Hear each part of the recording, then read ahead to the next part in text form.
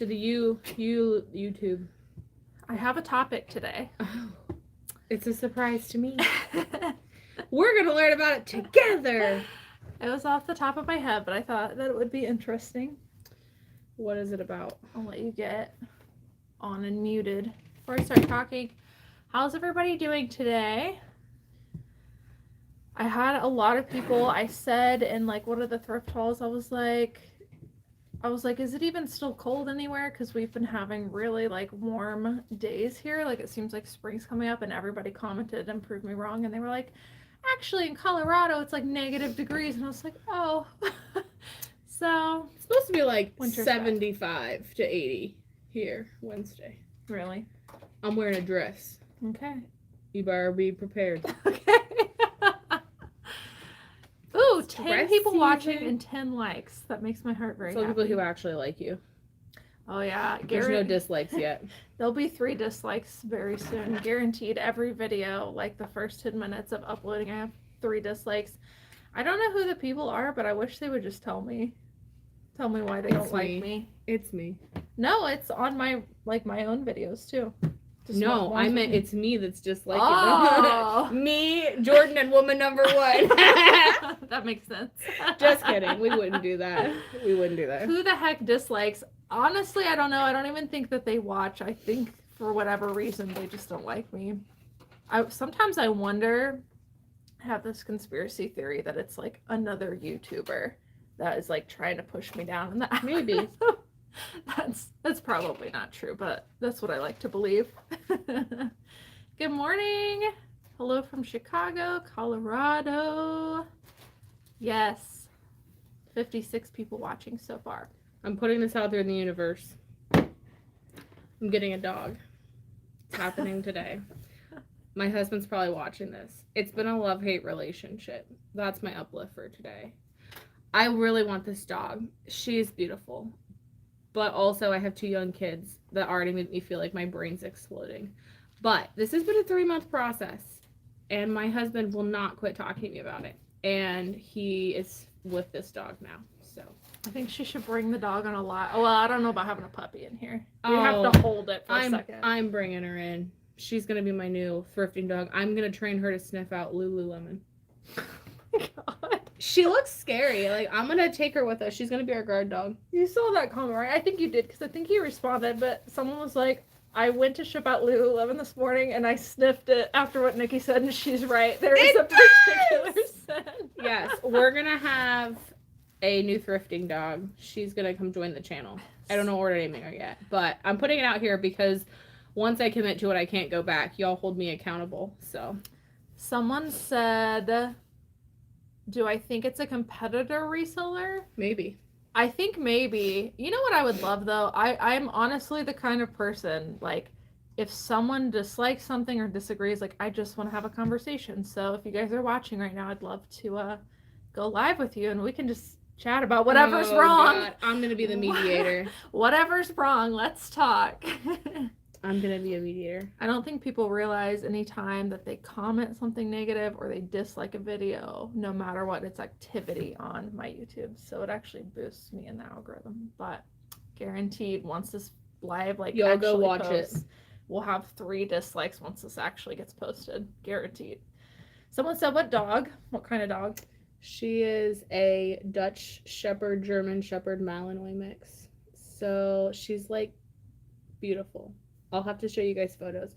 Right now her name is Indy, but I don't know if we're gonna keep that or not. So That's pretty. Yeah. I like that.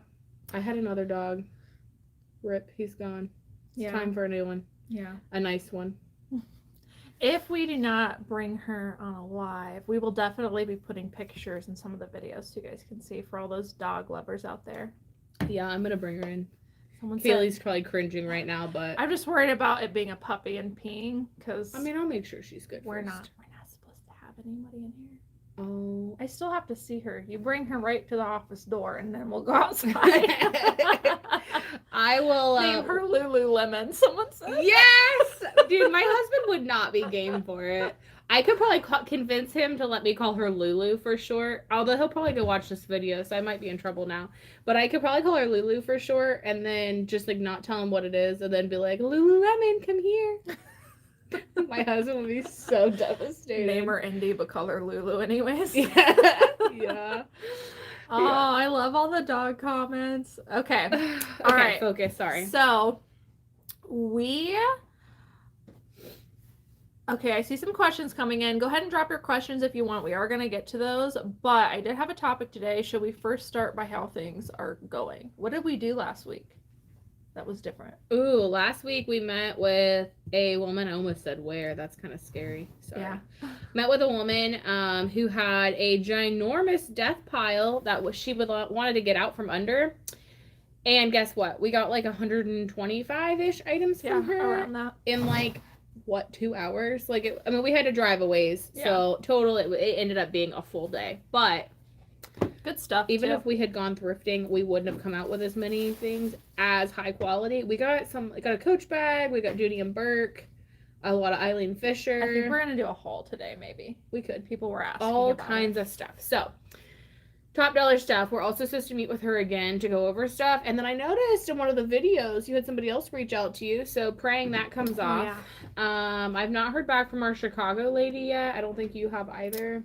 I feel like we're not going to. Yeah, for some reason. She ghosted us. Yeah, I followed back up, but yeah, it wasn't fruitful.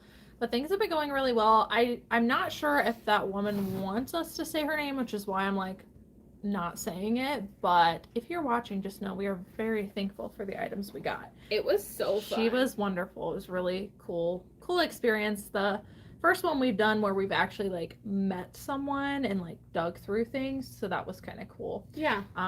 But we were just talking about how lately like we've just had all these sourcing opportunities come up, and we were like, why is this happening? Like all of a sudden we just have a ton of people. I think it's really just like putting it out there and just telling people what you do, that you are looking and that you're willing to buy. And ever since we did that, just more and more. It's been really good. It's been really working out. Yeah. Topic for today, I thought we could talk about preventative measures. Things that you do to prevent bad things from happening. This could go really derailed. My mind automatically goes where it should not go. Preventative measures, things that you put in place to prevent things from happening negatively in your business. So, can you think of any off the top of your head? If not, I have one to start, but you guys should drop your preventative measures down below. Help each other out in the comments. Get insurance. Oh, that's a good one. That's the first thing I think of. Get insurance, whether it's a fire, a flood, a natural disaster, or whatever. Get insurance. I feel like that's the number one thing you should think of. Yeah. I think HR wise, because that's automatically where my mind goes, have like regular check-ins with your employees. That's good. Really keep that open communication. We went through a dumpster fire employee, and I think that has definitely made me like constantly ask questions and say, where are we at? What do you need? How are things working out? Really do check-ins with everybody. One big one I think of is double checking your items before you leave the store for flaws. And also, not only that, but like the first time you pick up an item and you think it might be good, you know, we've mentioned several times checking it over before you even do comps, because you're wasting your time doing comps if something has a flaw in it. Do we have any comments? I haven't seen any come through. You guys don't have preventative measures in your business? What else do we do? We put items in a clear plastic bag when we ship them. That way, if the package gets delivered in like nasty weather, the item is protected. It does kind of suck to use so much plastic. However, in the long run, I think it helps. Little Miss Nat is in the chat. Good morning. And she says preventative measure is she makes sure the zippers work. Yeah. That's one we didn't used to do. And lately, especially with jackets, I found we've really been focusing on making sure. Somebody put business credit cards and debit cards starting an LLC. That's good. Getting it going from the get-go. Photos of flaws, making sure you're also putting those in the description. sure no holes in pockets. That's one we've never really done. Zippers on pants, shoes, etc. That's good. Never purposefully understating flaws in the condition. I think that's huge. Always overstating them, if anything, saying it over and over and over and over and over and over. Yeah. How about a total store inventory? Maybe. I'm surprised at how many people don't do inventory. Yeah, that is definitely a preventative measure that we try to do. I would say about quarterly is where we're at with that. But that's definitely a preventative measure I feel like a lot of people don't do. It's a way to like double check yourself to prevent double selling an item, getting returns, all kinds of stuff. Having everything set and in place and knowing exactly what you have can really help your business. Somebody said making sure the items are not altered first. That is huge. Ooh. That's a huge one. We've had some lately that we didn't realize were altered and came back, so that's definitely one we need to do. That's good. All right. Well, you guys can continue putting your preventative measures in if you would like. But we are going to move on to questions because I already see some. Yes. So let's get started. We're going to rapid fire. Ready? Okay. When you filter the search result on eBay based on condition on the phone, do you get a higher number of results first that end up then being fewer every time for me? Yes. Yes. Y'all, also, I don't know if you guys ran into this, but we ran into a location issue on eBay on Friday where every time you comped, it would put, like, in your actual zip code, and then, like, it would kept telling you there were no exact results. So make sure you guys are checking for eBay doing some, like, weird filters on searches. That was so just frustrating. FYI. We don't know who dislikes our work. They just don't like us. I feel like I saw one in the very, very beginning that said something about sales and they didn't know why it was happening. It was like very early. Maybe no, that's the first one I had. Really? Yeah. I wish there was a search bar. I know. That'd be nice. Hi from Colorado. Hi from Chicago. Do you ever... Oh, we already answered that question. Have you ever worked out of a storage unit and how was it? No.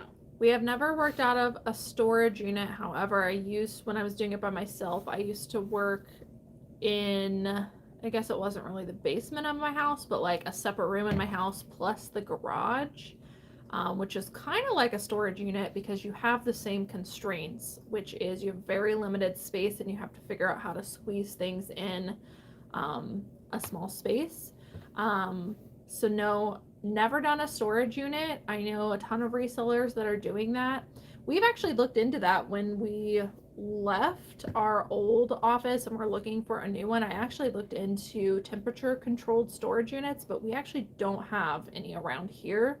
So it just wasn't a viable option for us. But storage units, people make it work. The only, I would be mostly concerned about temperature. I can't work in something that's super hot. Maybe super cold I could, but then also you have to have electricity, which is the biggest holdup for a lot of people. So looking for like a nicer commercial storage unit is much safer and get more bang for your buck in my opinion, but if I had to, I'd make it work. We got lucky. We did. Ashley, it is definitely a love-hate relationship with both my husband and the dog. I love the dog. I also somewhat love my husband. I told him the dog could stay, but he might need to be rehomed. So,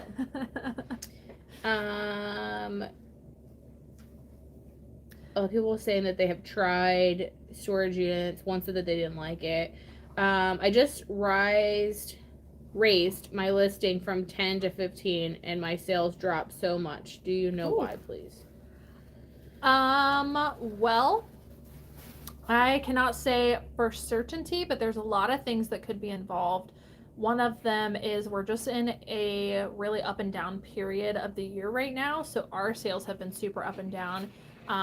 Last week we had kind of a slower sales week. The week before that we almost broke a record, and there was like a difference of like $2,000 in there. It's so strange. So it's been very up and down. We're just in a very up and down period. So I would say that is a huge reason. Other than that, like as far as sales changing as soon as you make a big change, you're usually not going to see the results of that for several months, depending on what your sell-through rate is, sometimes even 6 months.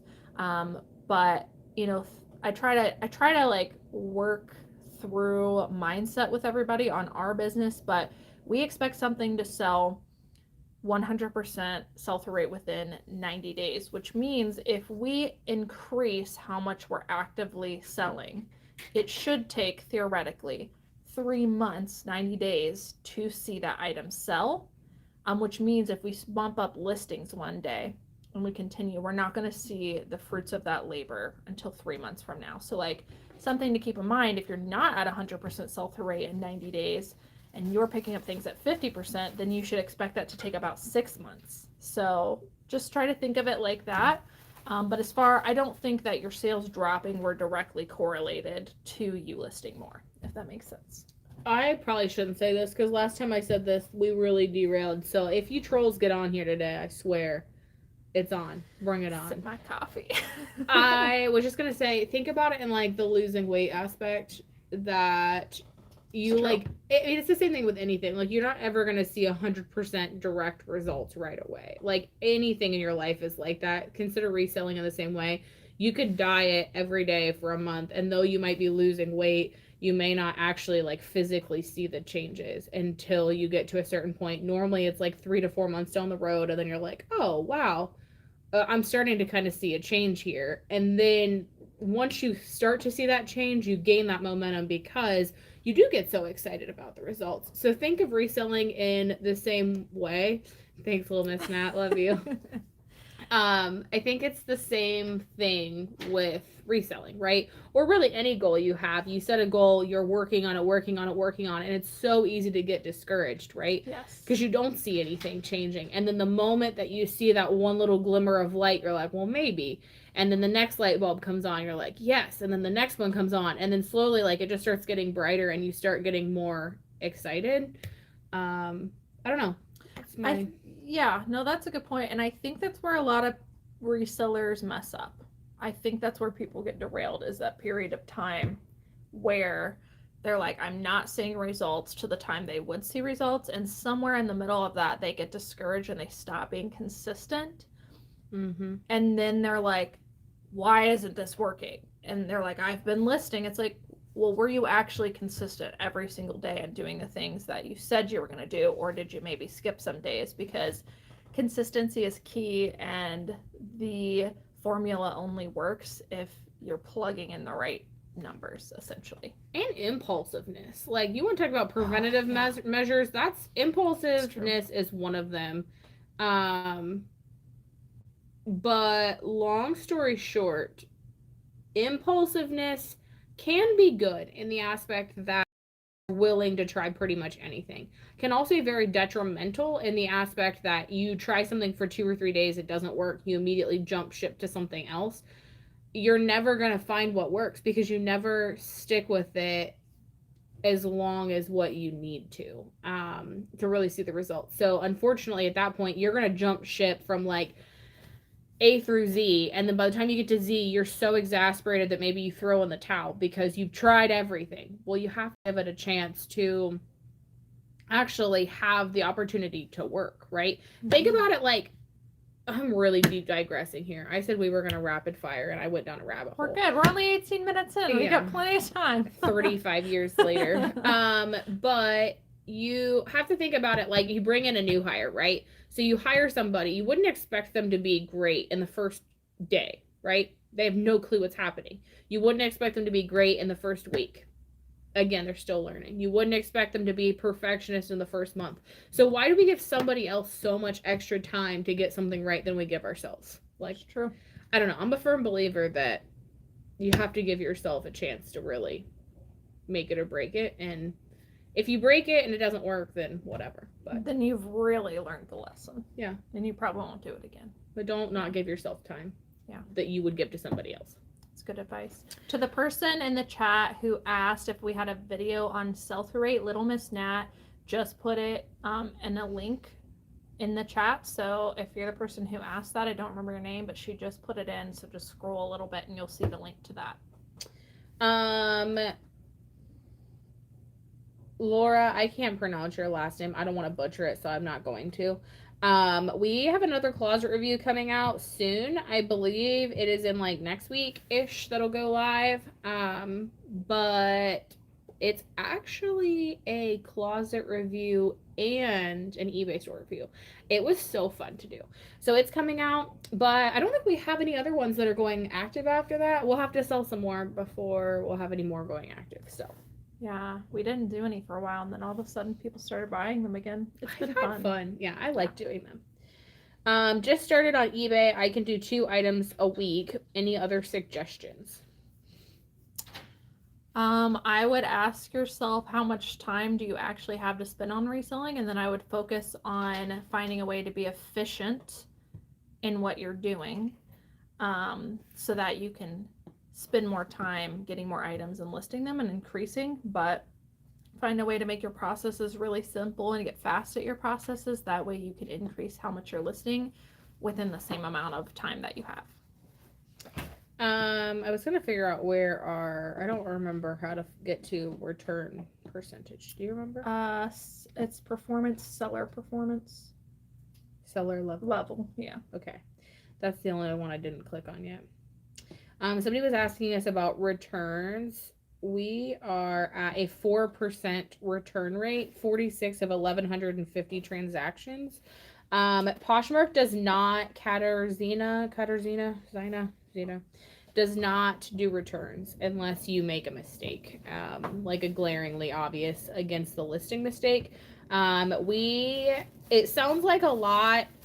Sometimes I guess when you look at eBay, it does look like there's a lot. We might have 15 at one time, but then we might go months with nothing. Sometimes it does seem like a lot, other times it doesn't, but our percentage is 4%. Like I said, 46 out of 1,100. So also worth noting that that's a pretty low percent, and we also offer free returns. So we're offering that, and we have a pretty low return rate. If that gives anybody any insights on whether you should offer it or not, that your return rate's probably going to be about the same. Shardy, you were the one who put on here how to calculate your own sell-through rate.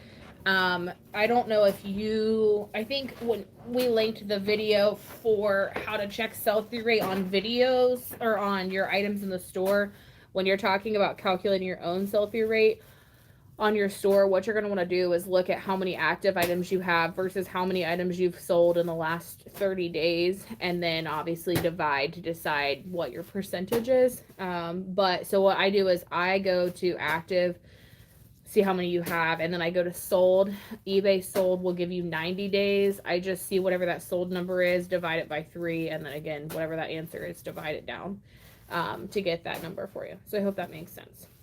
So if you had 100 active and 300 sold, you would divide 300 by 3 to give you 100, and then it would be 100. Well, I guess that was a poor example. 100 divided by 100 would be 100%, but you're taking your sold divided by 3 and then taking that number divided by your active amount of listings to get your percentage rate. Everybody calculates it differently though, so that's how we calculate it. You might calculate it differently, but those are how we look at those numbers. Laura, we generally ship everything with first class as far as like eBay goes. Anything that weighs light enough, we automatically do. Obviously anything that doesn't, we upgrade to priority. Poshmark's just automatically priority, but there are some times where they don't track. Honestly, we don't worry a whole lot about that, only because we are protected by eBay. If they lose it, then it's on them. But yeah, most of our stuff does go first class. Do you ship priority in case it gets lost? No, we just answered that. We do not. Sorry, I have to answer some questions or skip some of the answers that we already read earlier. Oh, good. About preventative measurements. Smash the like button. Thanks, Little Miss Nat. We appreciate you. 166 people watching, 44 thumbs up. Make sure to give us a thumbs up. Take a couple seconds. You know what's so funny about the thumbs up? I gotta tell you this because I don't think you saw it. So the last live we did. Oh, I did. We were like, if we get 200, was it 200 or was it 250? 250. If we get 250 and then likes. You said 300. Oh, okay. So last live we said if we get 300 likes during this live, then I'll let them pie me in the face. Yes. Hesitantly, I said that. Oh yeah, she was not happy about it. So then we posted the video, and people were watching the replay, and someone was like, oh, "It's over 300 likes. It's time to pie Cayley in the face." And I was like, "Yeah, we meant during the live." And I was like, I guess I never thought about that. Yeah. Y'all gonna have to wake up your brothers and sisters to make it happen. Yeah, I saw that and I was like, oh, I wonder if I can convince her into letting me pie her in the face still. I'm just gonna do it and deal with the repercussions. My mom always told me growing up that sometimes it's better to ask for forgiveness than it is to ask for permission. She might fire me that day, but I think after a couple days she might want me back. So. I'm not one for getting food on me or like. I'm gonna get chocolate syrup and all kinds of stuff. Cherries. Make a smiley face. It's really miserable if you really want to know. I was sneezing whipped cream. Why did you volunteer yourself for that? I don't know. I don't know. I pied a bunch of people in the face, but had never pied myself in the face. And it was so motivating as like a new person that I just felt like it would be uplifting for these people. Oh, they loved it. They did. When you guys do sold videos, how do you record your screen? I use I got a webcam, which I don't even use anymore, for when I originally started. And when you get this webcam, it's a Logitech webcam, and when you plug it in, it makes you download their, like, what would you call it? It's like an app kind of. Yeah, it's like an app on the desktop though. Yeah. But that program you can use without the webcam, and I think you might even be able to use it for free with, like, if you just download it. But it's called Logitech Capture, and I just use that. I downloaded it on mine and didn't have any issues. Yeah. It didn't cost me anything. Girl with a gig says, check for odors. Y'all, Cayley's nose has been broken since the C word. We're not gonna say it because we'll get banned. Literally, she brings stuff to me all the time, like, smell this, what do you think? And it, like, makes me want to puke, and she has no clue. She's just, like, shoving her nose in it and smelling it, so. Which is weird, because I used to have, like, the nose of a bloodhound. Like, look at this thing. This thing's huge. I could smell everything from a mile away. And now, I can't. I don't know what it is. Like, I can still smell stuff, obviously, but, like, I don't know. I just really struggle with odors now that I have to make these poor girls sniff stuff. Cayley says sometimes she puts a disclaimer that these are secondhand items and that there might be flaws that are missed, just to cover if there's anything that she might miss by accident. Joe says, I notice you guys don't do offers in your store. Is that what? I just saw a comment. I'm sorry. Someone said, is Nikki going to be purchasing those pies with her last paycheck? It was Little Moose Nat. Probably. We just did whipped cream. I mean, I know whipped cream is still food, but I have this thing about, like, ruining food when there's people out there starving. I feel like I can justify whipped cream because, one, it's cheap, but two, it also hurts less. Yeah, and it's very cold though. It also, like, ruins your clothes, so FYI. I don't know. I can't do, like, a legit pie. But yes, it could be my last paycheck, but it's fine. It's fine. I'm gonna stay at home and be a stay-at-home dog mom. It's fine. That was funny. While my kids are at school. Y'all got me so flustered about this pie. I'm so excited now. Y'all better literally, like, we have to collaborate a day and time for this to happen. I noticed you guys don't do offers in your store. Is that on all of... Hold on a second. Okay. I think what Joe's trying to say is we don't do offers on all the items in the store. Do we ever do offers at all? If not, how has it affected your sales? So the only time we put an offer on... You're talking about eBay, because you have the choice. But the only time we put an offer on a newer item, we consider newer items to be 0 to 90 days listed. Anything in that range, the only time we would ever put best offer on is if it were something we could not tell the market price on, something rare, something valuable, and we did sold comps and we couldn't find anything exactly similar, so then we'd price high and accept best offer and let the market decide. Exclusive of that, the only time we add best offer is once an item hits 90 days or older, and then we'll include best offer. And at that point, I usually do an auto accept, auto decline within 30%, I think. How has it affected sales? This is just always how I've done it. And sales have been good. So I don't know. Megan wants to know what should you do to hire an employee? How do you 1099 someone? Do you have to be an LLC to have a 1099 employee? You do not have to be an LLC to hire a 1099 contractor. A 1099 contractor is essentially they're saying they are their own business. So if Nikki was going to be a 1099 contractor, she's like acting as Nikki, sole proprietor, her own self business. And then I would just have to say, hey, do you want to come do X, Y, and Z for me? Technically, a 1099 contractor, you're not supposed to provide training for. They're already supposed to come in with that knowledge, and then you just say, I need this done. Can you perform X? Here's the price that it would cost if you performed X. And then they're actually not even supposed to have a time frame as to when they can get that done other than like a due date, but you're not allowed to dictate their schedule. It's literally like if you think about a contractor going to a house, you hire them to paint walls, to renovate your kitchen. It's the exact same thing. It's a 1099 contractor, and you basically just have them fill out a couple of forms, and you can really have them do whatever you need them to do. You're just really not supposed to dictate to them or provide training. People work their way around it, and maybe you have an agreement with somebody to do that.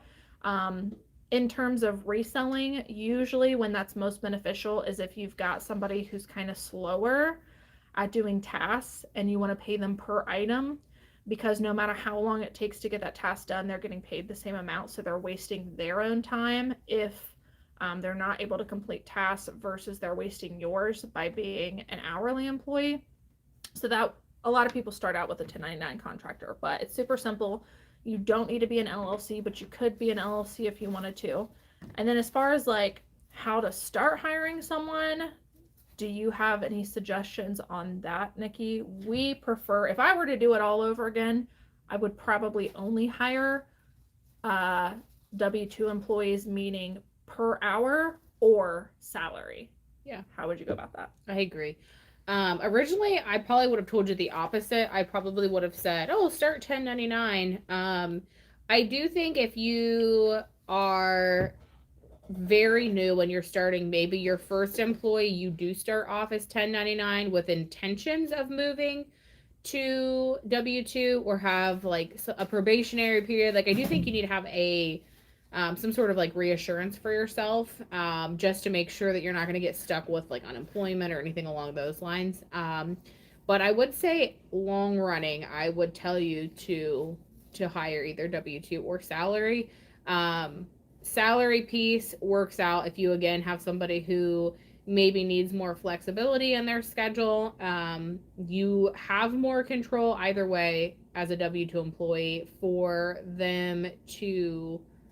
you, I guess, to give them more parameters and to really like interact with them and give them structure, where 1099 you don't.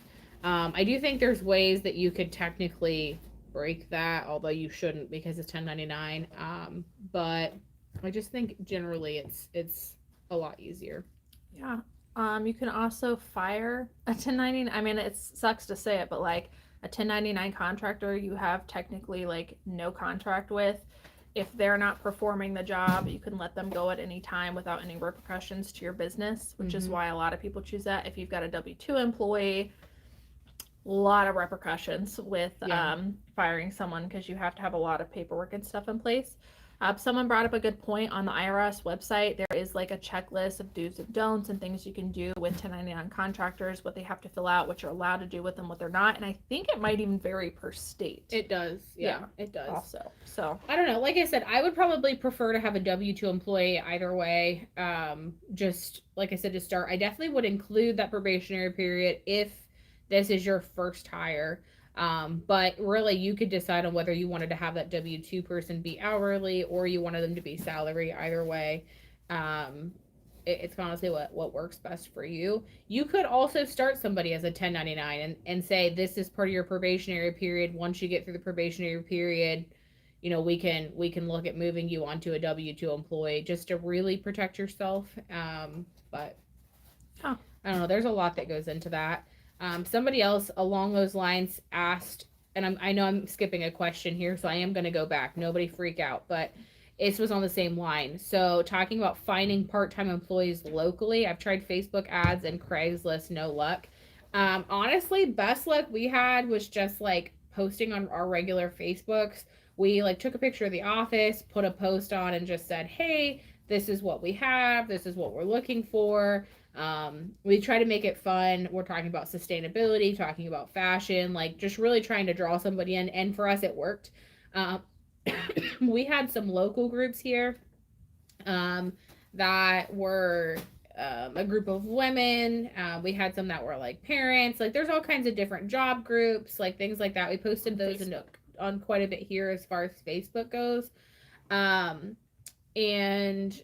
we had some pretty good luck with that. The second time was we ended up going onto a actual like job platform and we had some pretty good luck with them. Honestly, I wasn't a big fan of it. Just from like, I guess that company's rules or like the way that they sent us things. I wasn't a huge fan. I would prefer Facebook. Some of the people talked about like high schools, depending on what you need done. You could go to like a high school and maybe find somebody that's like going to like a half day like job coaching session. You could go to like trade schools. In our general vicinity, we actually have some technical schools that have like fashion programs and stuff. We haven't exploited that a whole lot, but I had some people apply in that aspect. I don't know. If you're trying to go the local route, looking up Facebook groups in your area is definitely good. We saw more success when we originally posted. We just had text. Once I added pictures of the office so that they could see like it was professional and they had a better understanding, because like people don't really fully grasp what reselling is. So by including a picture, I noticed we got some more candidates that way. So that's a good call out too. But I would go to somebody who's never heard of reselling in their life. Like, go to a friend or a parent that, like, maybe kind of knows what you do but doesn't really know, and then have them read the post, because Cayley makes a really good point that a lot of people have no clue what reselling actually is or what it looks like. Yeah, that'd be a good place to start. Job fairs. Whew. We used to do a lot of job fairs because we used to be in HR. I do not find them very successful myself, but it might just be the area that we're in. But I would never go to a job fair to hire someone. Us. I could see in like big cities where that would work out. I can't say what I want to say, but I'm going to tell you that most of the people that we got are, again, this was former company. There were certain corporate expectations. I'm not going to go into what those are because I'm just not. But there were certain expectations about lifestyles that these people had led, and 99.99999 repeating, they just were not able to be hired by those, or had no transportation, or could only work one Saturday a month, or like there were so many restrictions for these people. Like there were honestly reasons why they didn't have jobs.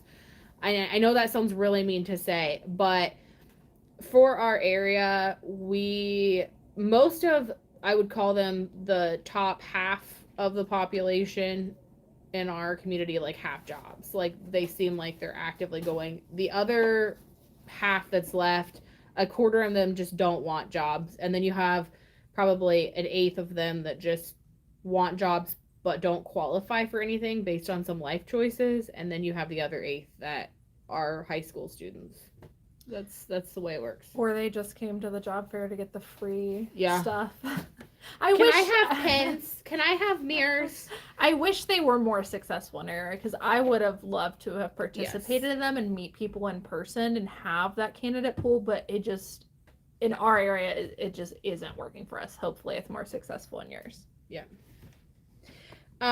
What do you do for items you want to relist on Posh that have likers? I'm assuming you mean like cancel or like delete and relist. I don't see the point in that in Poshmark because you literally share every day unless there's like an issue with your listing. But ultimately, you can change the brand or the size and it'll kick the likers off, and then you can end and then relist or whatever. Some people I've seen, I don't know the truth of this because I've not personally heard this from Poshmark, but apparently Poshmark has said that after like so many months that item becomes dead and it can't be found in search. But I don't know that I necessarily believe that, because we have items that are like over a year old that are way past that mark and people are buying it. So like, I don't know that I 100% believe that, but some people do believe that the items go stale and will never be seen, which is a way to relist. But my thoughts are, if you feel like you need to relist, if it's been so long, even though you have likers, there's obviously something wrong with that listing or with that item or with your price as to why it's not selling. So you can either change the listing you currently have, or when you relist it, why do you care about losing the likers? Because they weren't buying it anyways. Those were my thoughts. Happy Girl Gooch wants to know if there is anything going on with eBay. Said her sales have been slow. There is some stuff going on with eBay. They're like in the background messing with stuff again. Every time they do a seller update, they're always messing with stuff in the background. And I don't know if you guys have noticed, but they updated the seller or the new listing tool again. Which as soon as one of our girls sent us a picture of that, I was like, okay, we're about to have some glitches with eBay, because every time they change stuff happens. Since then, we've had a ton of glitches. Nikki mentioned one in the beginning. We were sourcing on Friday and it kept like defaulting to this weird setting, and it really screwed with our comps. So there's definitely stuff going on, but nothing that you can't push through that won't eventually be resolved. So, and again, we're just in a period of time where sales are like up and down, up and down. And a lot of people just don't seem to understand that. But after you get through so many years of reselling, you realize that it's a normal trend and you expect that to happen, and it doesn't hurt so much.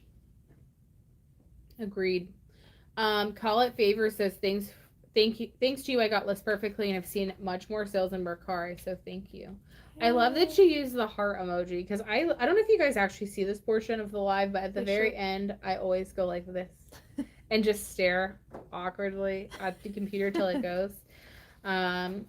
Lori says preventative action. Oh my gosh. Be sure to double check shipping labels match the item sold. Huge. Spend an extra second. What are the themes? What are themes? I'm assuming in eBay. Yes, eBay question. Logo, school, Korean, ski, teacher. Logo, I think of like anything that has like a brand spell out or like the symbol on. School, I think of like academia stuff. So like the Argyle sweaters, the like pleated mini skirts, like think like school uniform. That's what I think of. Korean, I don't know. I think of like Japanese silk scarves and dragons. And the way we learn this is we just open up a new tab on Google Images and we type in Korean fashion or school fashion, and that's how you can learn what each of those things mean. To be honest with you, we hardly ever use that drop down. I think the only thing I might use it for is like outdoor. Sometimes I put outdoor, but most of the time we don't use that drop box. Yeah, like ever, honestly. Girl, Isabella says, I've got ADHD and my closet items show it. Me too. I'm such a spaz. Like, I try really hard not to be, but if you guys had any clue of like what my actual life is like here at the office, I start something and I get like 2 or 3 items done, and then somebody else says, well, hey, have you thought about this? So then I stop and I jump to that, and then I help them with that. And then instead of going back to what I was working on, I'm like, oh yeah, but wait, there was something 3 weeks ago that I said I was going to do. So then I go do that. It's hard with reselling. It is. There's a lot of little things to do. It is. When you say being consistent, are you referring to building a habit or more because consistency affects the eBay algorithm? Both. Both. 100%. When you do your solds videos, we already talked about how you do your screen recording. I think this was the same question. We use Logitech if it's a different person. Hey, from Gainesville, Florida. How often should you wash or clean clothes? We don't at all. 0. We try not to pick up anything that needs washed. Most people get really grossed out with this answer, but like most people donate their items clean. Yeah. Because they've just been sitting in storage. So they donate them clean. Plus, when you send an item to a buyer, they're going to probably wash it before wearing it. So what is the point of spending that time like double washing all these items? So if something needs significant washing, unless it is going to be a very valuable item, we don't wash it.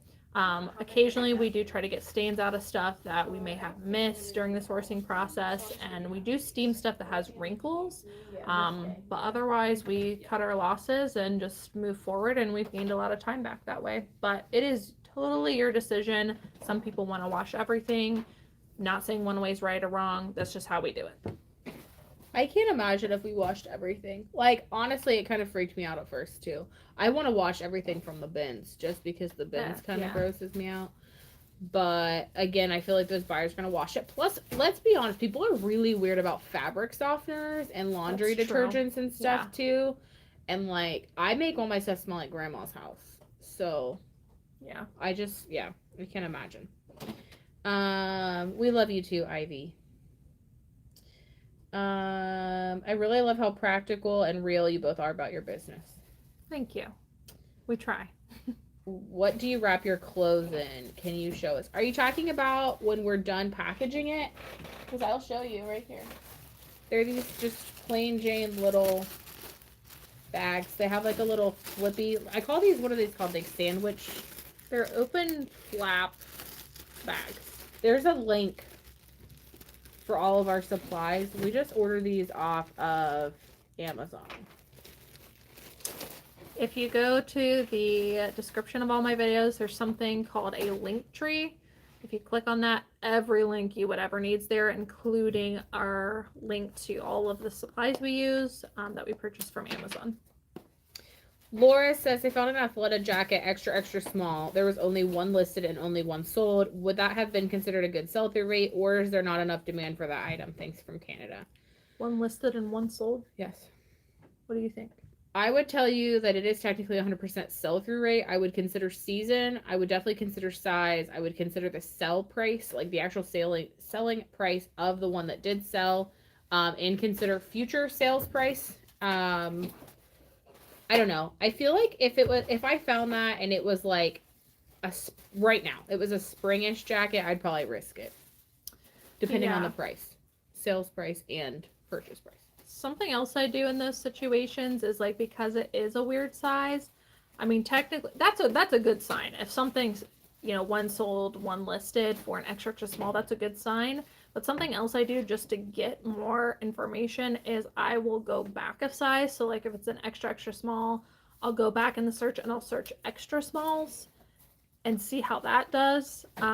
Because more than likely the smaller an item gets, the less a sell-through rate should be. So if you check extra small and it's a pretty decent sell-through rate and there's more info there, I'd feel more confident picking it up. Agreed. Joyous Vintage says, I just spent the weekend plugging in my sales for eBay for last year, and it was an eye-opener. I realized just how little profit small vintage glass items are bringing in. I am dumping those for now. This is a good shout out, even talking about preventative measures, which is why I read that comment specifically. Look over your sales for last year. What categories were you doing really well in? What categories were you making virtually no profit in? Where do you have room for improvement? What are your goals for the year? Perfect time for you to set goals for this year. What does it look like? What's going well? What didn't go well? And kind of how can we move forward? So, a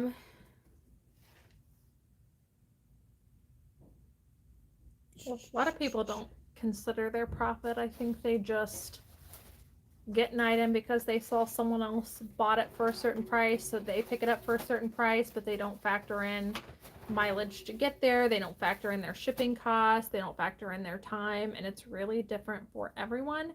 And that's why we're very hesitant sharing, like, you know, our numbers, because it's so different for every person. But definitely an eye-opener for anyone that's never actually calculated what profit they're actually getting out of something at the end of the day. Sarah says, question, hi guys. I've recently heard of many people no longer buying because they don't like / understand what we do. Do you think this will become a problem as people are becoming aware of resellers? No. Absolutely not. I mean, so the way I look at it is, first of all, reselling is becoming more popular. Secondhand shopping is becoming more popular.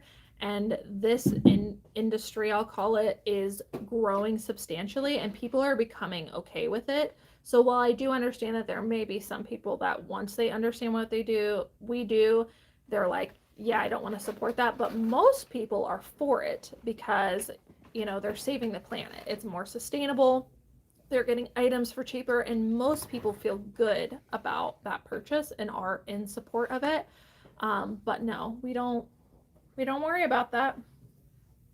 I just think it'd be really hard for them, honestly, to tell the difference between who. I mean, I guess if they went to your store and saw how many items you had, like maybe, but if they want an item bad enough, they're gonna buy it. Like, and most times resellers are typically the only people who can afford to take a loss on something and sell something for pretty cheap, and they're like flexible with it because like they paid $5 for it. And like for us, like we pick up most of our stuff for probably $4.89 is that the new one? $4.89, $4.99? I don't know. New. Yeah. So $5. So $5 for an item, we buy it, we flip it, right? So I don't care if we sell it for $10, you know, way down the line. If it doesn't sell, like I'll take $5 off of it. Like that's fine. As somebody who maybe goes to, I don't know, I'm just gonna pick Prana because we shipped a pair of Prana pants this morning. But if I went to Prana and I paid like $70 for a pair of pants and I wore them like maybe 5 times and then was like, I can't wear these, like I want my $70 back out of them, even though they're pre-owned. Like they don't understand that they don't hold value anymore. So I think that most of the times our options as resellers are going to be the first options for them to pick from, and maybe consciously or not, they're going to pick up those items anyways. It's no different than what the thrift stores are doing, and they're okay with thrift stores getting items for free and then selling them at a price. It's the exact same thing. With priority on Poshmark or eBay, can you use Tyvek mailers? Yes. Yep. We use them on Posh all the time. And then eBay, Poshmark, you can use anything that's USPS, like anything. It's fine. And then eBay, you can just know its weight and distance. Mm-hmm. So, any of those free USPS priority mail labeled shipping supplies, yes, you can absolutely use any of them. I'm starting to sell on eBay now. I do thank you notes for Poshmark. Should I do them for eBay too or not really? That is your decision. We used to do them, but we realized that it didn't really make a difference in sales. We do include a thank you sticker to show our appreciation and to make the package look nicer, but it's only a sticker that closes the bag and covers our inventory SKU label. But we stopped doing thank you cards because A, they were a big cost to the business, B, they took a lot of time to put into all the bags, and C, we didn't notice a difference in sales. So in my opinion, this is just what we do. You can do it if you want, if you feel it's necessary, but I don't think that they're necessary. I think it's a waste of time and money to include those. We do have some thank you cards that we have now for buyers who purchase big amounts from us or like huge bundles that we are going to use. But as far as like the everyday sales, we've eliminated those and we're happy with the decision. Mandy Honing, I need to know where you're from. So if you can let me know what state you're in, I would appreciate you. She said that when you fire me for prying in the face, she'll hire me. So just want to know where I'm moving to. If you could let me know, that'd be great. We're a hairnet. Yes. Zainab, we are not looking to hire an intern, unfortunately. We are looking at doing like a mentorship program at some point. We are just not there right now. Maybe eventually, but not right now. Thank you, little Miss Nat. She said my hair looked great. She always looks great. Y'all, I look like I rolled out of bed and died, and she's just over here like... I just touched up my roots, so it's slightly darker. I'm just going gray. Like, I'm just sending it. It's fine. I can't accept it. I'm going with it. So yes, no interns. The only thing we're looking for is maybe a mentorship program, and we will buy death piles. If you have death piles, call me. I will make arrangements. We can do like a Zoom meeting, and we could totally like go through piece by piece and shop with you. I would love that. It would make my heart so happy. Probably not Zoom because they suck and only limited to like 40 minutes, but we can figure something out. I think that there's a possibility that they could have also been talking about hiring as a way to like save money. Maybe. We have been given that tip a lot too, to hire like an intern so that there's paid internships, there's unpaid internships. Either way, it's cheap. But we are just so like go every day that I can't see us hiring an intern to like slow down that much. So we choose to just go ahead and hire. Yeah. Mentorships groups would be online. I mean, I don't think we have anybody close to us. I mean, maybe if we had some people in Ohio, I might consider doing like a couple time meetup with them to go over stuff, but they'd have to be really close. Like, I can't travel state to state to state to state. That would just be crazy. But maybe eventually we grow the business big enough, my kids get just a tad bit older, I would do it. I've thought about it. Like, all the time people will reach out and they're like, I have an Airbnb, come stay with me. And I think really hard about it sometimes. Really hard. Cayley's always like, well, we have stuff to do, but I think about it very hard. Started selling in January, following most of your advice, and so far so good. 152 listings and 70 sold. Thank you for all your info. Awesome. That's a crazy good sell-through rate. Yeah. We do get our labels off of eBay because with us being top sellers, we get discounts on those. So we just purchase directly through eBay. Thanks, little Miss Nat. She's giving us all the thumbs up hands. Not in the business yet. Do you think it's possible to be a profitable reseller if you aren't that close to a fairly large metro area? Yes. We are not. Why close. do we know that? We are not close. I think on average we drive about an hour and a half each day. One way. To get to good thrift stores. We do have some in our area, but when I say some in our area, we have 3, and if we hit them like once a month, we might find 20 items. Like, that's it. And that's maybe.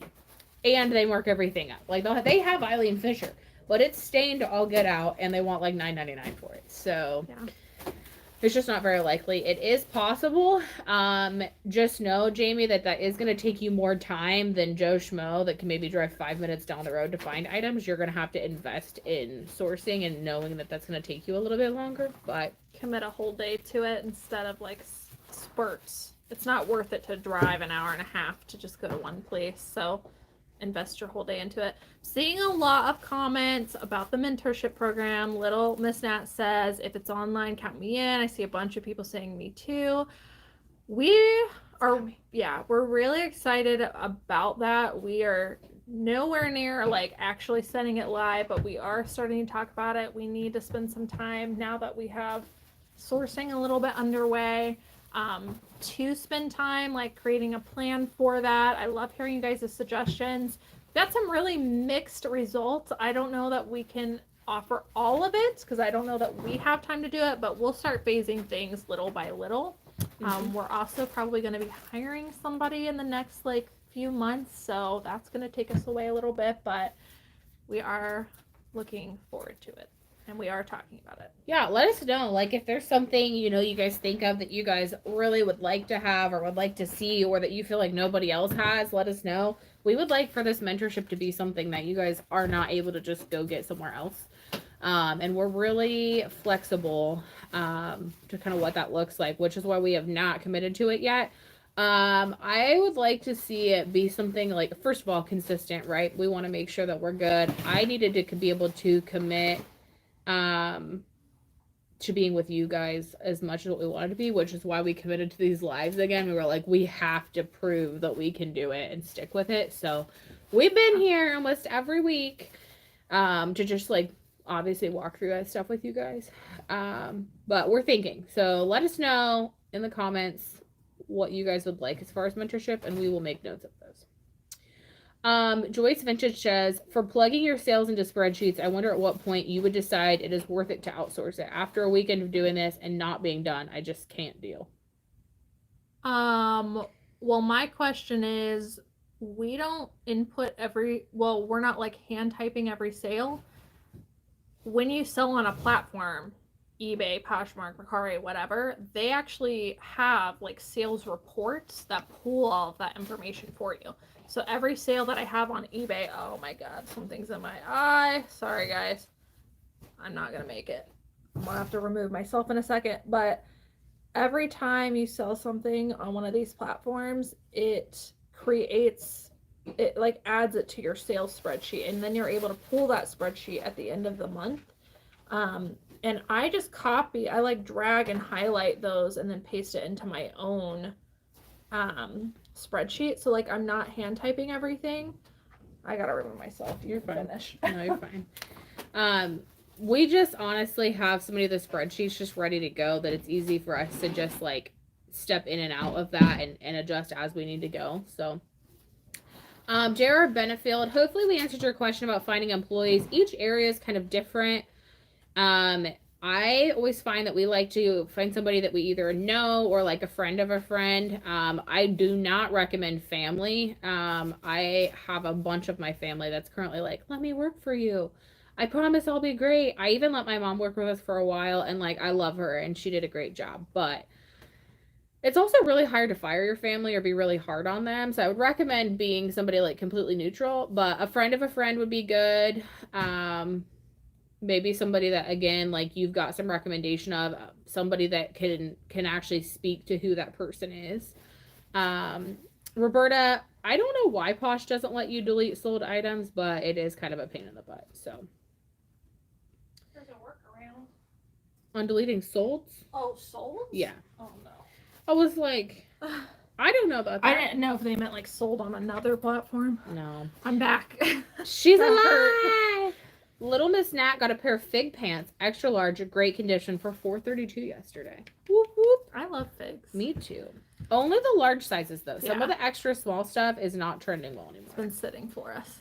Ivy would like to know, for the vintage queen over here, how many indicators do you need to confirm that it is vintage? What do you need? My indicator is I hand it to Cayley and she says, put it back or get in my cart. I guess I don't really think about a certain number, but like most of the time I'm looking for like a tag that I know is vintage. We don't pick up a lot of vintage stuff. A lot of vintage stuff actually isn't profitable. The only time we really pick up vintage, with some exceptions here and there, is I really look for vintage t-shirts, and for those I need to have like a good tag, single stitch possibly, and or a dating at the bottom to kind of just verify for me that it actually is vintage. So usually those couple of things, either it's got what looks like a vintage tag plus it's single stitch, or if it's not single stitch, does it have some kind of a dating down below to verify how old it actually is. Most of the time there's like little print at the bottom of the graphic that has the date. But I don't know. I don't really have that many indicators. Most of the time we're just picking up vintage t-shirts, and I focus on those three things. Isabella says, thanks for answering my question, Cayley, about losing likers. I should be refocusing my time elsewhere. Do you feel that that's the same way with eBay? Yeah, I mean, we've talked about this before. Like when you're a newer reseller in the beginning, you're like constantly monitoring all of those metrics.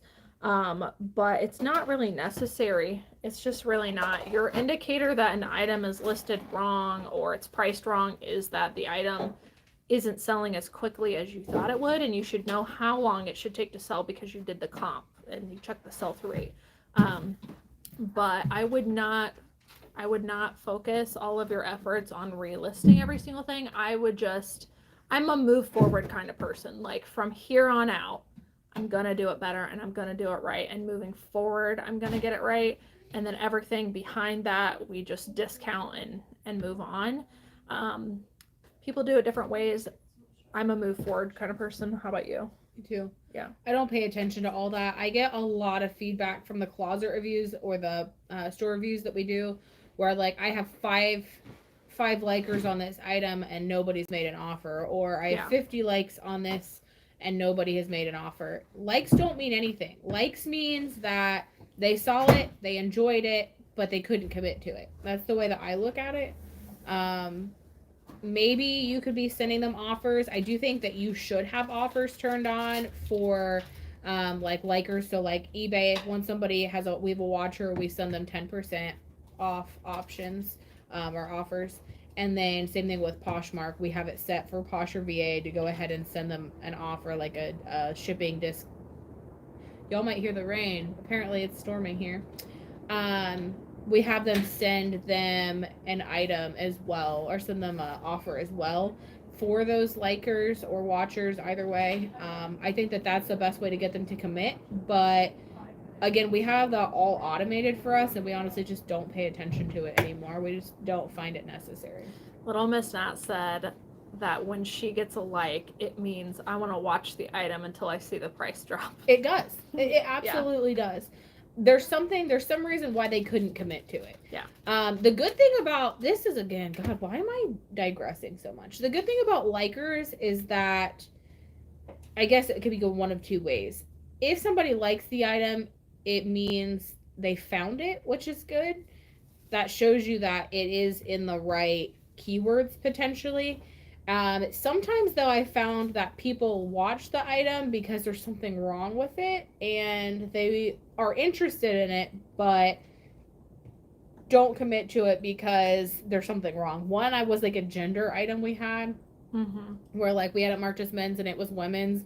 And once we changed it to men's or vice versa, they automatically purchased it. Sometimes it's like the size where like it has a UK and a US size, and we have the UK size listed instead of the US size. We fix that, they purchase it. So if you have a bunch of watchers and no purchase, I would maybe look at it and just make sure you're not missing something. But other than that, I just move forward. Heather said she picked up a Diane von Furstenberg blouse and then realized it was altered. Could you still sell it? I would. If people altered it, maybe they altered it and it looks prettier now. Just make sure you note it. Yeah, if we get, we find stuff, we have stuff all the time where we come back and we're like, crap, like there's a flaw. Even as much as we try to prevent it, there's still things that slip through. But we ask ourselves, can we still sell this for enough money that it's worth it to go ahead and list it and get some money back? Or are we going to break even or go into the negative by listing it? But the answer is, if you've already spent the money and you can list it and still get something out of it, that's better than just tossing it in the trash. Yeah, I like upcycled stuff a lot of the time. Like, sometimes there's some rare stuff. Sometimes I pick it up and Cayley says, no, put that back. But a lot of times I try to pick it up. Have you ever resold video games? I've sold my own personal video games like years ago, back when I still had physical copies of stuff. But I actually, like, every time we pass like the video game section, like in the glass cases, I do look to see if there's anything like rare there, because I do know about a lot of the video games that sell well. I know about the rare ones. Like, I am in touch with that. I think it's just like a personal preference that like it sticks in my brain because I like a lot of those. But they've never been there. I'm sure that there are electronic resellers that get in there before us and they're only checking those sections, so I never get to it. But it is a very profitable category. A lot of people are saying that they use Lysol or Clorox, the like fabric sanitizer instead. It's a good shout out. You could use that instead if you wanted to wash them but didn't want to worry about detergent. Tila says, how do you make sure the correct label goes on the right package when you have so many orders to do? Say that again.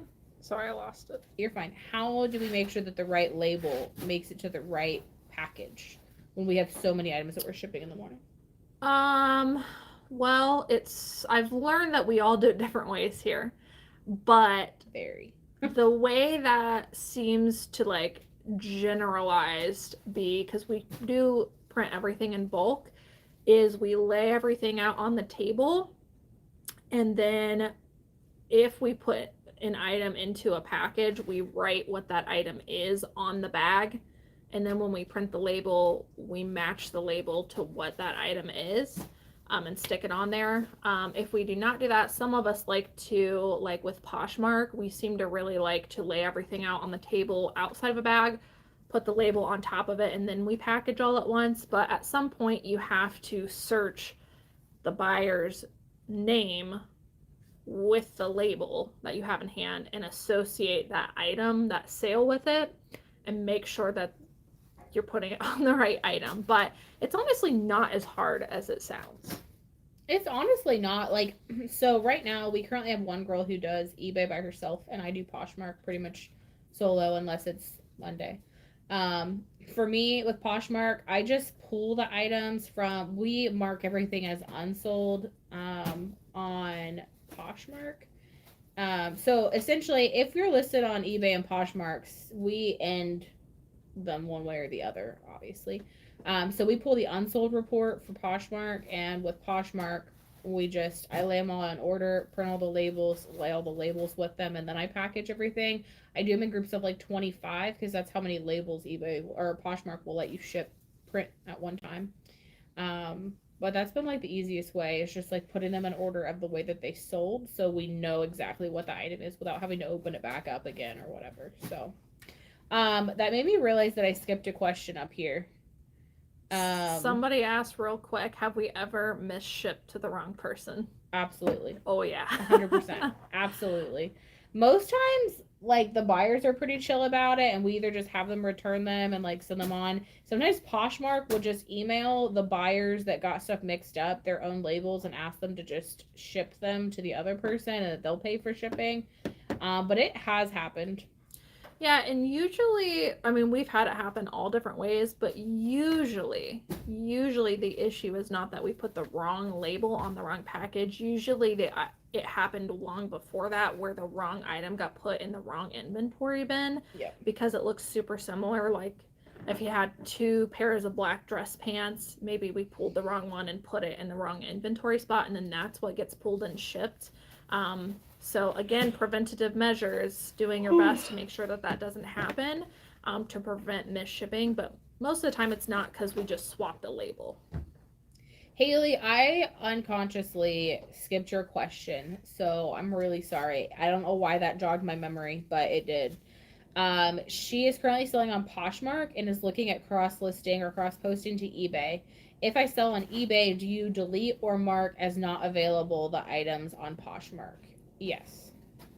Yes, you would. So I kind of mentioned that during the shipping process. We use List Perfectly to manage that, but ultimately, yes, if it sells on eBay, you're going to want to go end it or delete it on Poshmark. If it sells on Poshmark, then you would want to go to eBay and end that item so that it's no longer available. It would just be however you decided you wanted to keep track of that. We personally choose to delete it. In the beginning, we were marking it as not available, thinking, well, if we got a return, then we would just be able to mark it as available again. But that happens not very often, so it just kind of clutters your store on Poshmark. So in my opinion, just go ahead and delete it, and then in the off chance that you do get a return or whatever, then take the time then to cross post. But I think it can muddy up your store if you don't go ahead and delete it. I would not suggest doing not available, but it's ultimately your decision. We're at 265 people and we have 103 likes. So if you guys can give us a thumbs up, I'd appreciate you. It is a free way to support the channel. Also, if we get to 300 likes, Cayley will let me pie her in the face. So. That is true. Or you guys can pick something else if you don't want a pie in the face. I'm pretty flexible. I think they want to pie me in the face. I don't know. Some people seem like they get grossed out about it. So if you don't want pie in the face, that's fine too. We can make other amends. But 300 likes, 300 pies in the face. Make it happen. You guys are so close. Thank you for putting, Little Miss Nat, thank you for putting the List Perfectly code in there. If anybody wants to try cross-posting with List Perfectly, she just dropped the code down below. Is it Clara? Is that her name? Mm-hmm. I love her. She might be one of my favorite people in the entire world. I got to experience some drinks with her at Posh Fest. She is just so friendly, and she's very just like lively that I just love supporting her business. Like, she's very genuine. Yeah. And her partner, you haven't met her. I think her name's Amanda. She's the same exact way. Yeah. I just absolutely loved interacting with her, and I love supporting them. There's room for improvement. I tell Clara every time I talk to her, there's room for improvement, but they listen to it and they try to make it happen. So very good community. Do you have experience with Poshmark or eBay authentication? I found a $10 Saint Laurent Paris new attached jacket that I plan to list for over 1K with the little emoji. First of all, yeah, that's awesome. I'm just going to be fully transparent.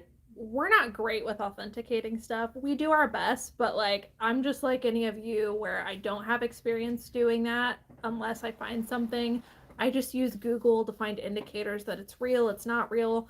To be honest, I always opt for sending it to the real because I get too nervous about selling something on eBay and then having to provide like a receipt from an authorized dealer or proving that it's real, not fake. And I can't get a ding on my account. Even if the item's real, you can't prove it. And I don't want to get a ding on the account. So I'll either opt to only list on Poshmark, or usually we send it to the real. But to be honest, no, we're not.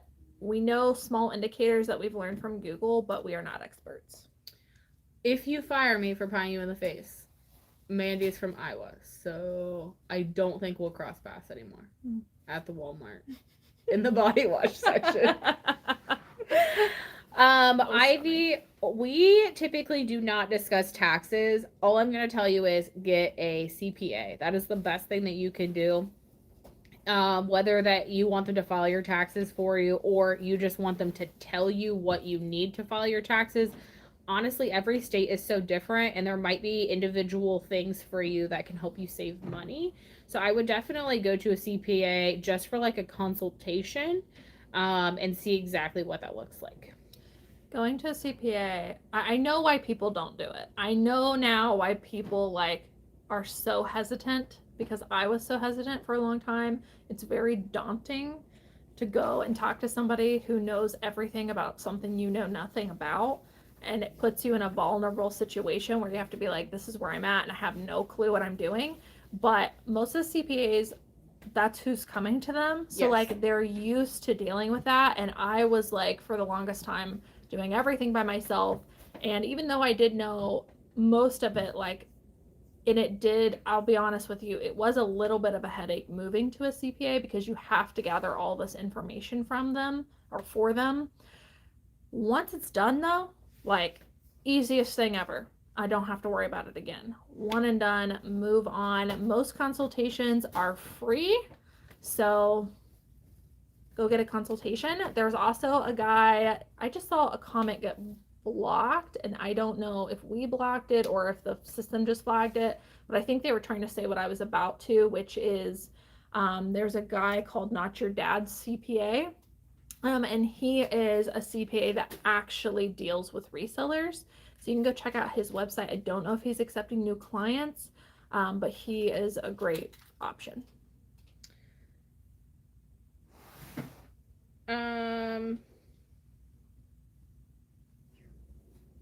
Make sure to drop your comments down below, questions, because we are at 1 hour 19 minutes, and at about the 1.5 hour mark we do have to get off of here. So about 10 minutes left. We're going to rapid fire some questions. They blocked comment, was being snarky because you skipped her comment. We're not trying to skip questions. I literally just scrolled back and I don't see any questions. So if you guys, I mean, I get it, but if you guys feel like we skip a question, let me know. It is easier if you put question all in caps and then question marks. Yeah, like question marks or something. Even emojis honestly really help, just to help draw it out. A lot of times there's a lot of people in the chat that are like talking to each other or just like leaving comments, and I try not to read every single comment. I try to specifically look for like question marks, so that we get to answer all of your guys' questions. So if you guys feel like we're skipping questions, definitely let us know and I will do my best to make it happen. But thank you, Little Miss Nat, for being a mod. I know it gets a little crazy sometimes, so I appreciate you. There's a lot going on. So Fireball Flipper says, do you guys purchase your labels from the payouts or have a credit card connected to get cash back? I am curious if a credit card is harder to keep track of. Okay. I want to have the cash back. I'm just telling you, that's my mindset, because why would I not want to get money back on something I spend money on every day? The way that I did that before is I went through PayPal, and then my PayPal had my credit card as like my default that got my cash back. I have recently changed credit cards, changed names, like all kinds of stuff. So I had to kind of redo everything. Currently, we're taking it from our payouts, but I would tell you that it is a good business decision if you do have a cashback credit card to connect it to that, because again, it's money back. Why would you not want to? And those shipping labels add up. So like, I would say we probably spend close to like $1,000 on shipping labels every month. Like, even if the cashback is only 2%, like that's $200. Why would I not want that money back to reinvest into my business? So in my opinion, that's the best option. I'm working towards getting back to that.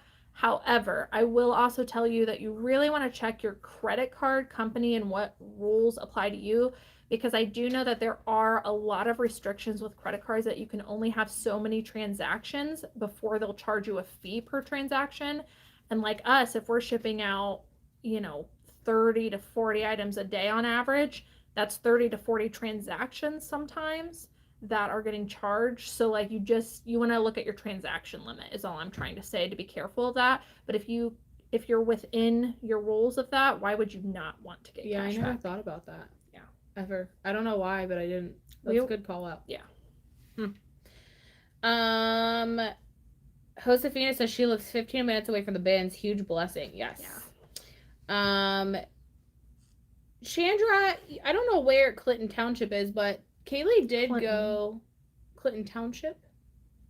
I'm thinking of Michigan. Clintonville for some reason. Yeah, in Michigan. Okay. I was gonna say that Cayley at some point did go sourcing in Michigan, but I don't know where that is in comparison to where she was. But Michigan is not far from Ohio, so maybe we will have to check out that Salvation Army. It sounds like you must have some pretty good luck there. So, yeah. Darla wants to know about calculating monthly sell-through rate, or knows how to calculate monthly sell-through rate, but would like to know how to calculate quarterly. If it were me, I think I would just calculate monthly, like month to month to month, and then average from there. I don't know that eBay will track your sales longer than 90 days right now. Yeah, they may have even changed it. They're working on having more data than that, but I mean, 3 months is quarterly, so yeah, you have the data there if you want to, but ultimately, like, you're still. Oh, I don't know why I was thinking that. Yeah, quarterly. I was thinking 4 months, not 3 months. That's why I was gotcha. like, yeah. I don't know. How would you do that? It would just be the same thing. You would just, instead of dividing it by 3, you would just do it quarterly. So you would just take the whole lump sum. January to. Yeah, you would just take the whole lump sum. So when you calculate, or when you go click on sold, whatever that total there is listed, you would just divide that by the total number listing, and that would be your quarterly sell-through rate. As to what that looks like. Been wanting to join a mentorship group to have association, thinking about daily refinements, but I would love to learn from you ladies. We're hoping to get there. Hoping soon. Someone wants to know, they're new here. Are we sisters, friends? I was gonna make up something funny, but I was like, no. I was waiting for you to be like, or lovers, and I was about to be like, no. Some people have wondered I'm that. married, and I mean, and not to me, and not to Cayley. She's got nothing over here. She's gone. We are. I'm gonna say we are sisters. No, we are friends. We grew up together. We've known each other since middle school. Sometimes it feels like she's my work wife, and I legitimately call her wifey everywhere we go, just because it makes her very uncomfortable. So. Yeah, we grew up together. We've worked together, not only in this business, but other businesses as well. So we've just known each other for a long time. How much do you guys currently have in inventory? We have 5,295 listings. I've been waiting for this moment. 5,294. I just refreshed. We are still actively setting things live and selling things. So, Cayley, go fix your eye. Oh, I forgot when your eye was messed up. Yeah, I did. I have all kinds of problems with my eyes. Stuff, I don't know if it's like having hooded eyes or what, but man, stuff just always gets in my eyes. It's so annoying. Preach. Contacts suck sometimes. You get everything stuck in them. Have you guys ever used Pirate Ship? Yes. We do use Pirate Ship for Mercari if we sell in Mercari. We also use it for like Depop because it tends to be the cheapest option. But generally for eBay or Posh, we just ship through eBay and Posh. Dusty Old Hat brings up a good point that a lot of times USA or Hong Kong, made in one or the other, is a good indicator of something vintage. That is a good point. I really only sell vintage, and I've noticed that sell-through rate does not matter for vintage. Sometimes it's more rare if you can't find it online to check comps. Yes. That's true. Vintage and wacky stuff, like eclectic. I'm sorry. What? I'll tell you the comment in just a minute. Oh my god. Wacky stuff, rare stuff, like you're not going to find, if it's not an everyday item, you're not going to find a bunch generally to look for. But I would say for everyday stuff, yes, use comps. Vintage stuff, no dice. Someone said you should name your dog. They were like, I just had a random thought. You should name your dog Bolo. I love it. Yes. I will keep you guys posted. She is like, I don't even know. I think she's like 10 weeks old. And I can't wait. I'm going to put her in my purse and bring her everywhere. But I don't know. Somebody else earlier said Lily for Lily Pulitzer. And I love her. She is my homegirl. So. Eileen, get Jill. in here. Yeah, no, I don't like J. Jill that. I mean, I like J. Jill. But like if I have to pick between Eileen, Lily, and J. Jill, it's not going to be J. Jill. It's going to either be Eileen, which is just not good. If anybody here's named Eileen, I'm so sorry. I like Eileen. I don't. Not for a dog. It's a dog, and she's supposed to look vicious. Oh, she's like a canine, like a police canine. That's what she looks like. Yeah. So I want her to be fierce. Like I could probably get away with Bolo. Like that's so funny. She could be on the lookout. Lululemon, bad guys. It's all fine. I like it. Whoever that is, you guys are the winner. I'll show you guys. I'll bring her in. And then you guys can help me name her. At least for YouTube. My husband will probably hate me, but... All right, we have got 2 minutes, and we are going to run through these questions. So if you have any more, drop them now. Girl, let me refresh. Because we don't want to miss... Oh my God, we got more bad people. I swear to God, guys, I love you, but... I do not have patience for people who are not very nice. I will those haters that came out of the woodwork that we talked about in the beginning. It's those 3 people. Suck my soul right out. Y'all, I have a Miss Piggy shirt I can't wait to wear for you guys from a live where somebody made fat people jokes. And I literally found it thrifting. And I kept it to wear on live for you because those B words, I'm gonna wear it for them. Get in line. I'm pretty sure they're blocked from the channel, so they might. I might have to go unfriend them Or go refriend them. Re-add them. What's that word? Unblock. Unblock. Okay, focus. Cat has a new Tags Burberry 100% cashmere dress. $750 retail, 2 seasons old, excellent, no flaws. Pricing. Go to eBay. Price. Search for Burberry. Oh, your phone's dying. We gotta hurry. 100% cashmere dress. See what they're comping for. New tags. If you can't guess, I normally shoot for like half to 3/4 of retail and do best offer and pray. Should we do a comp real quick? Sure. All right, ready? I feel like I don't know. It might not be a good place for Burberry, but I would send that to the Real if it were me, because I just get really nervous. Cashmere dress. Would help if I could spell dress, apparently. It's new. 11. Is it still doing that thing though? No. Okay. The only one that's listed right here was $3.95, and they accepted a best offer. So, and this was also kids, it looks like. Yeah, 12 youth. So, like, I would list that probably for, like, at least 5 and just accept an offer. Yeah. Make sure you put best offer so you can let the market decide. That's a tough one. I normally shoot high. Just me. Make sure, I mean, you don't have to do this, but whenever we've had higher price sales, we also, when we're listing the item, we include signature confirmation. That way they get charged for the signature confirmation, which would be a good idea to have to verify it got to the right place and you don't get a scammer trying to get a luxe item. Yes. Talk to people about promoted listings on eBay. Excuse me, we don't really use them on newer items because we feel like if the item's good enough, the data's there, it should sell without being promoted. After 90 days, if an item does not sell, we'll consider doing promoted listings just to give it a little bit of a boost and get some more attention. But to be honest, we don't use it very often. There is no way to do automated offers on eBay, but we just do bulk offers is what we do, and we already have it like set up to do a certain percentage, so we just go in, click, move on, and be done. It's like 5 seconds. A lot of people said they heard the rain before we even said anything. They thought it was heat kicking on. We used to do lives over there, remember, and we always had to be like, I'm sorry, but there's a torrential downpour. Yeah, it got really bad there for a second, but it was only like for a few minutes. It's supposed to rain all day. Little Miss Nat says they're clueless on how much we learn while they just talk. Meanwhile, we're taking notes on what they're saying.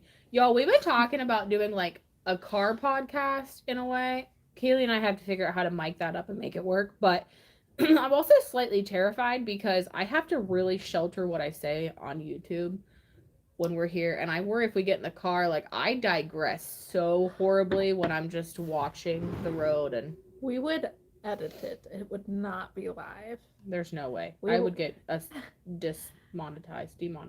I'm thinking about doing a podcast style video every week, just all together. Whether if we can't figure out the car, I still think it'd be cool to do one here where we just have a topic and just like kind of go off the rails and talk. If you guys would like to see that, you can drop it in the comments down below. If we did do that, I was going to ask everybody what we should call the podcast because I thought that'd be a fun thing to do. Let us know. If we do a podcast, what would you want it to be named? Yeah. What are your thoughts on Poshmark live shows? I'd love to try one and get the time to try one, but we haven't yet. I'm not like everybody else where I'm hating on live shows. I think that's where reselling is heading, and it works for some people and it works for some buyers, and I have no opinion on it. I think if it works for you, great. I personally don't feel like the live shows are impacting other people's sales. Again, that's just my opinion, my experience. I know some people are saying they are, but I think it's just another opportunity to sell stuff in a different way. And if you want to do that, great. Some people are talking about changing their Rollo printers to print 2 pages per item, the item on one and the shipping label on the other. Makes shipping faster. Some people are saying that they put SKUs on them. We've talked about a lot of those different options, but we also put our cost of goods in the SKU, and we didn't really want that to say like $4.99 and then also say the SKU. We just thought that would kind of be like a kick in the nads for the customer, so we didn't. Plus on eBay, because we have considered doing that. The problem with that is that we still reweigh items. So like there's no way for us to pull the item, print the label with the SKU. It'd be pointless at that point. You see what I'm saying? Like, because we would have to pull it before printing the label to determine if it was the correct weight. That's true. Yeah.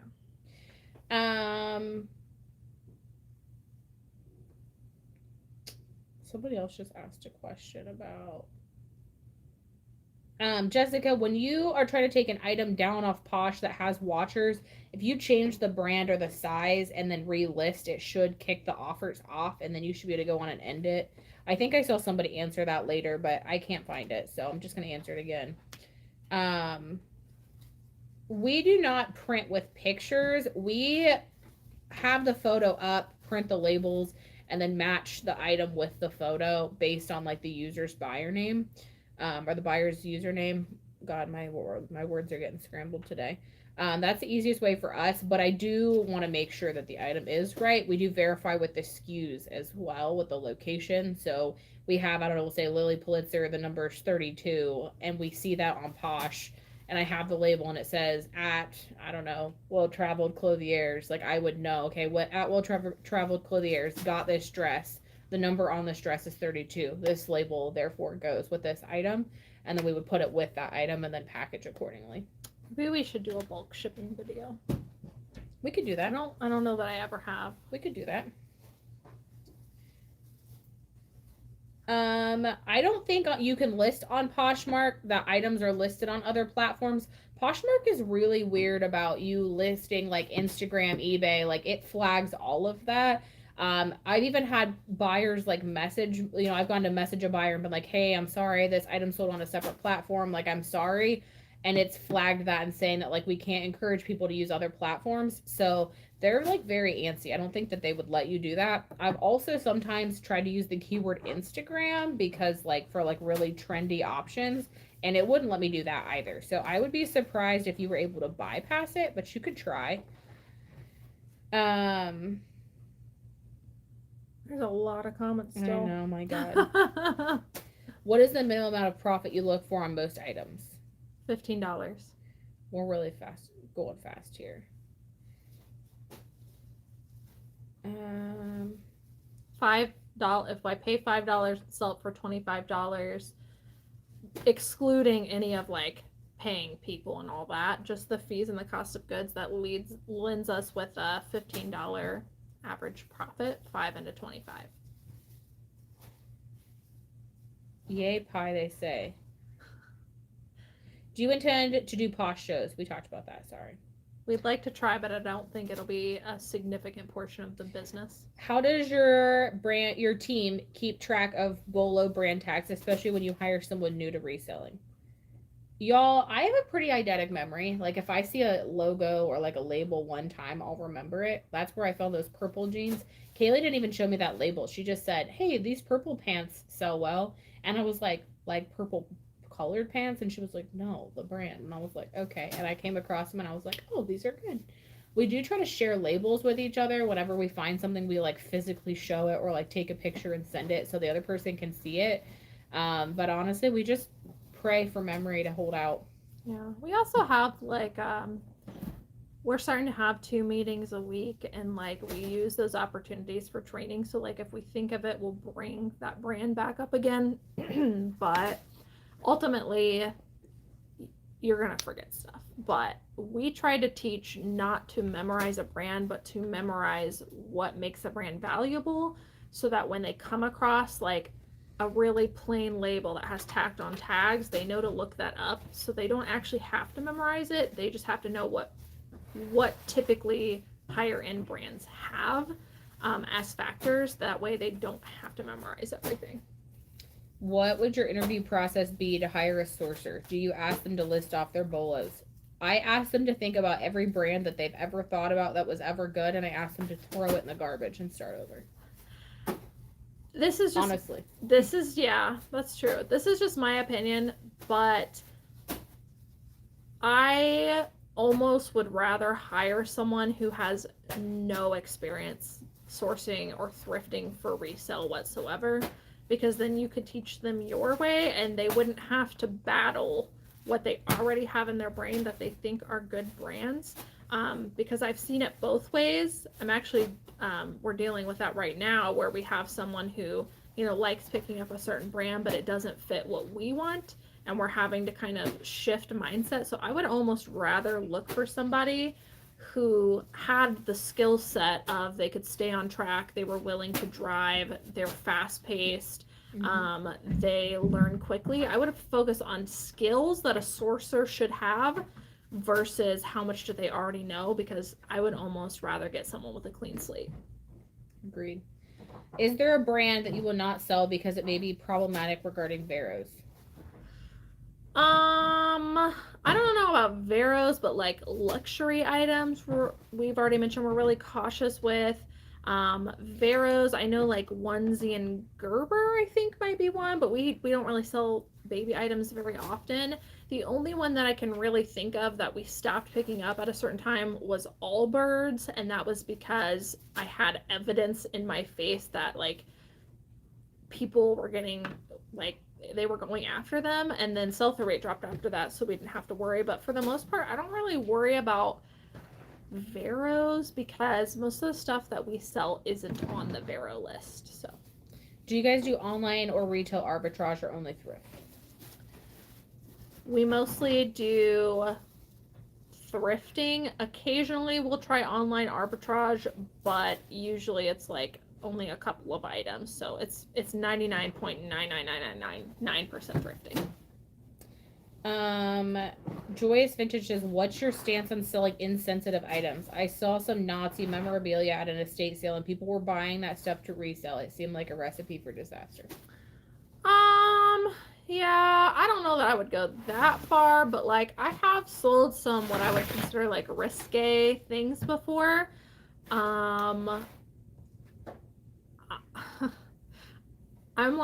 a Christian, so like I don't participate in certain things, but like we've sold some, what would I call them?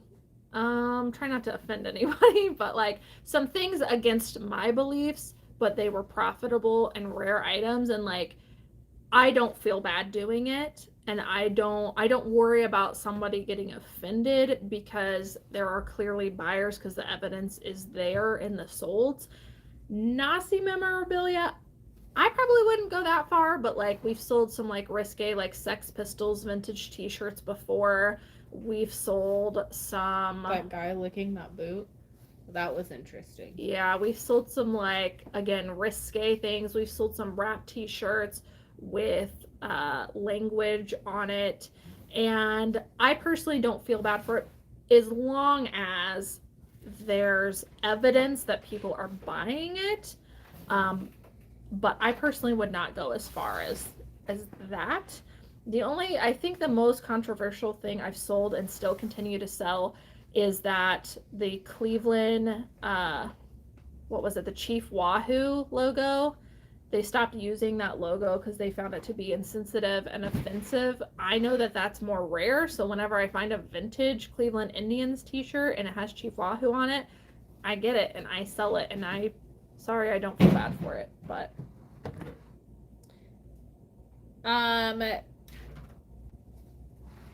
I'm glad you guys think I'm funny. My husband tells me all the time I'm not funny, but I think I'm pretty funny.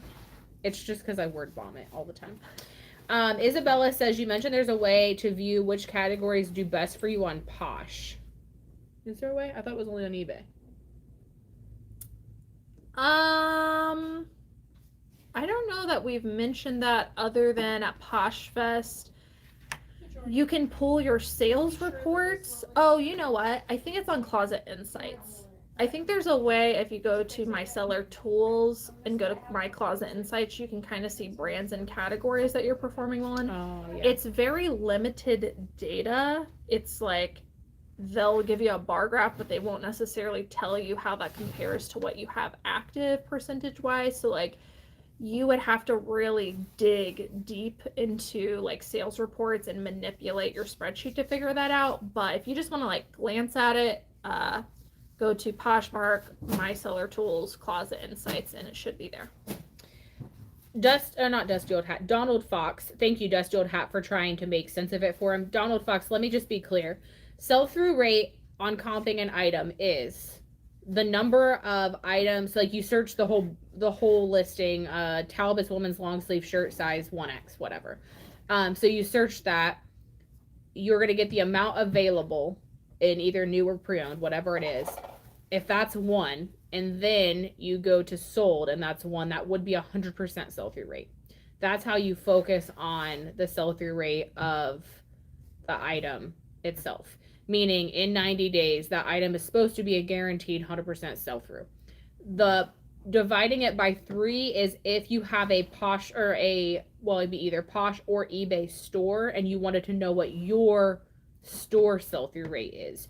Your store sell-through rate for 1 month would be the number that you have listed as a whole in your store divided by, or also then you look at your sales. So you get your sales number of everything you've sold, divide that by 3, and then divide that by the number of total listings you have available. So those are 2 completely separate things. For that Athleta jacket we were talking about, the item itself would be 100%. If you're looking at your store, you'd be looking at how many items, what the percentage of your sales were in your actual store. It's very confusing, and I will say that's how we calculate sell-through rate, but other people calculate it differently. There are some people, when they search sold, they actually divide the sold amount by 3 because they want to know within 1 month what's the likelihood of it selling, but we view it differently. We view 100% it should sell within 90 days, and we're okay with that. That's how we do it. I gotta ask a fun question that I just saw pop up. Someone said, do we have hobbies? Yes. What are your hobbies? You go first. I like to cook. I hate baking, but I love cooking.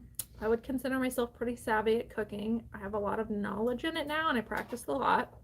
I play volleyball. I've played since I was in elementary school, and I've also coached, and that's a big part of my life. I used to lift all the time, and that was like a lifestyle that I loved. I've gotten out of it, but I'm getting back into it, so that's going to be another hobby of mine. I like to cook, including baking. I like to just like bake recipes up in my head and just see what I can come up with things. I find that really fun. I like very old school cooking, so like I learned to cook from like my grandma when I was a kid, so like very unhealthy cooking for you. That's my specialty. I also really like to read. I originally went to school to be a math and English teacher, so English is like one of my favorite things, math and as well, but specifically reading. So I don't know, I try to read like as many books as I can when I'm off. I think I'm generally at like at least 1 to 2 a week, but you know, that changes. Cray. She flies through the books. Cray. She flies through the books. I would take a day off and I'm like, I read a book today. And she's like, the whole thing? I'm like, yeah. Oh, guys, we're dying. Okay. I'll be right back. She's getting our charger because we literally have 5%. But we do need to start wrapping it up. How do you send a return label to an eBay buyer who wants to return because it didn't fit when technically seller doesn't have to pay for returns, but wants to accept the return? So you do not have to pay for the label if you don't want to. You could if you wanted to. For that item, but there's actually a button you can click to send a label, and it will allow you to do so on eBay. Live Style Rewind. We do have more than one mod. It seems like Little Miss Nat's like the most consistent one for us, so we do appreciate her for getting on and being here with us all the time.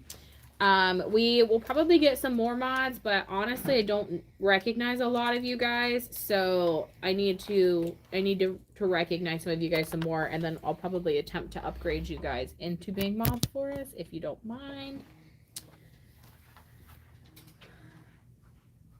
So is 3 to 1 also 100% about Donald? If you still have questions about how to make sense of sell-through rate, let me know again, but I think this comment's an old one, so let me know. The best way to comp for us, we do all of our comps on just eBay. Occasionally, if we know, like Madewell jeans, for instance, we know those sell better on Posh than they do on eBay for us. We might look at Poshmark, but generally, most of our comping is done on eBay. Podcast name, Bolo Babes. I love it. How do you handle false in-ad returns on eBay? I've had 2 in the last 2 weeks. It's so frustrating. I won't get into it, but we've got a doozy coming back that we're gonna have to deal with. But long story short is I hope she's watching. when that happens, eBay's automatically gonna flag it and say that you're in the wrong. Once you get the item back, we report the buyer and then we make a claim that it's a false item as not described. And then you just hope after that eBay corrects the situation. Most of the time they do for us, most of the time. And then if you feel like you've been like really wronged and they're forcing that shipping, I think, now someone's probably going to correct me, but you should be able to deduct a certain amount. So like if eBay forced you to give original shipping, there should be like a deduct button and you can deduct that amount and then let eBay and the buyer fight it out. But like there's only so much you can do. Sometimes you win the case, sometimes you lose, but we at least do our due diligence to report the buyer, because if they're doing it to you, they're probably doing it to other people. So if enough people report that account, I'm sure they'll get shut down. I hope that this woman loses. Like, she just really made me very angry, and it is what it is. Zaha says, should we start listing spring items now, or we may still list winter items like cashmere sweaters? Thank you guys, you're the best. Hit it. I would say number one, I would stop picking up cold weather items now. Stop doing that unless it's like a really great item that you know sells well all year round. And obviously if it's like a huge bolo, like you got a Burberry cashmere sweater, obviously I would not leave that behind. However, once you've stopped sourcing those items, any winter and fall items that you have left, this is just our method, pull those ahead, list those first, get them listed now, and then move forward to spring items. But if you're already, like, you're starting fresh, like you need to find stuff this week to list this week, do spring items, because that stuff's already selling. We've seen a huge shift in our sales. People, 1 or 2 coats here and there, but most of it is like skirts, leggings, dresses, shorts. Like, people are already buying spring. So if you can, start doing that. But if you have stuff left, get those listed now. Agreed. A lot of people are talking about Posh live shows. There's a lot of stuff that goes on that makes a lot of you guys not super comfortable. I do think that it can be very edgy.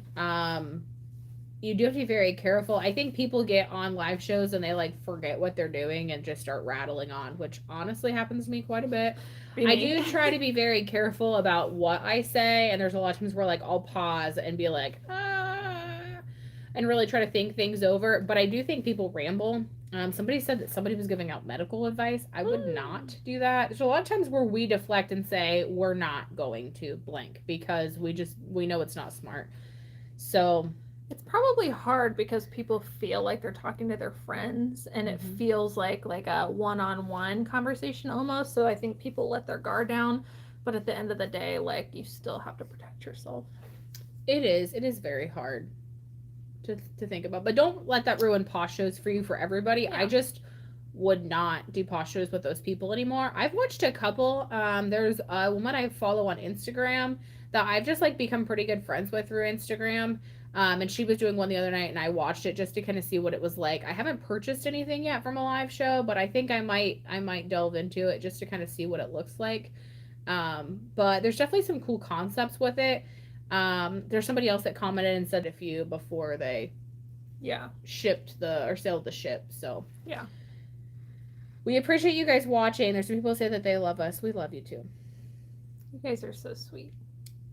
We're having consistently over 200 people watching too. Like, that makes me so excited, because I remember the first live we did, we had like, like 70 or 80 people, and we were shocked. We're like, I can't believe that many people got on. Like, I thought we would be talking to ourselves. And now it's several months later. We've been inconsistent on lives, and we consistently have over 200 people. Like, it's so cool to chat with you guys, and we look forward to it every week.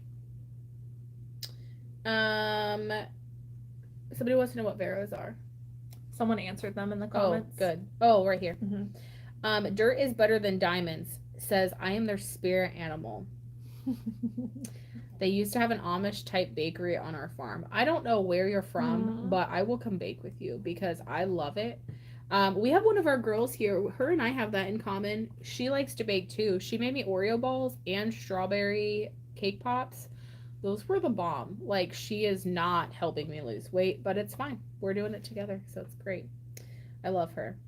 Cayley, you said before you like horror movies, right? Since you also like cooking, have you seen The Menu? Not exactly horror, but more of a dark comedy with suspense/horror elements. Yeah, I went and saw that in theaters. I thought it was really good. It was an interesting concept. I don't want to ruin anything for anybody, but yes, I watched it and I really enjoyed it. We actually went to the movies for Cayley's birthday. And myself and one of our other girls hates scary movies, but we watched one for her. It was terrifying. I'm pretty sure. So Cayley and our other girl, we have 2 that love scary movies and 2 that do not. I'm one of the ones that does not. I sat like this the whole time, like kind of peeking, but like not. And it was terrifying. I think they watched us more than they watched the movie. It was very funny. It was terrifying. I prefer more like thriller, suspenseful, psychological, like crimey type stuff. This was more of a jump scare, which was honestly, that movie, even though it had horrible ratings, I really thought it was such an interesting concept that I hadn't seen before. But the best part was, because it was kind of jump scary, her and the other girl, like the 2 of us were watching them, and that to me was more entertaining than the movie, but it was so funny. But it was a good time for sure. I literally spent the movie like this, like staring at the side of Cayley's head so that I didn't have to see what was going on, and just like nervously eating popcorn and like Sour Patch Kids. It was really funny. So the person that said that, I'm not sure, it's been a while since I've watched it, but if you haven't watched The Haunting of Hill House on Netflix, it's really good. And there's like some series after that, but that's like the best one. You probably really like that TV series. Mm-hmm. What is your favorite TV show? I am an avid movie and TV watcher, mostly TV. So like I've got a whole slew of things. I don't know if I could say I love any one because I have a lot, but one of my all-time favorite TV shows is Dark. It's on Netflix, and I think it's originally in German, but it's subtitled, but they have voiceover now. But it is a thriller, and it's really complex, and it's about time travel, and it's really, really freaking good. A really great TV show, like top rated, top notch. Lately, I just started watching and just finished a show called Devs, Devs, which is, it'd be hard for me to explain it, but if you look it up, it's pretty interesting. I just finished that. And have you guys watched the new season of You? YOU? That's a pretty good one. I haven't started it. I hear it's good. Yeah, every season seems to get like less and less more exciting, but the first season's really good. You'd probably like it. What's your favorite TV show? I don't know. I like Turkish soap opera. I haven't watched those in a really long time, but they were good. I really like the Chicago series, all 3 of them, like Fire Med and PD. I like police shows a lot. I like Criminal Minds. I like the suspense in it, like trying to figure things out. I like things that require me to try to think about like what happened before it happens. I feel like your current obsession is Yellowstone. Oh my god. And all of the series around that. I've been watching a lot of 1923, and I watched 1883, and those were very good, but nothing beats Rip Wheeler. Like, my poor husband. Every time that show comes on, I'm like, oh my god! Hey, hottie! Like, I'm back there drooling over that man. He's got to get me a towel to sop up the corners. He's just, I don't know. I like that it's still kind of same thing where you're like trying to figure out what happens ahead of time. And Yeah, that's cool. I like the I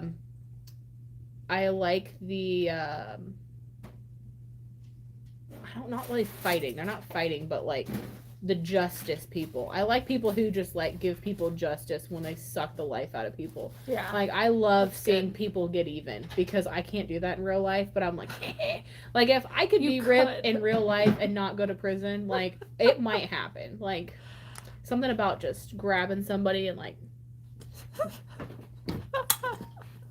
beating them over the head. Like this is my innerness here that I don't get to show you guys ever.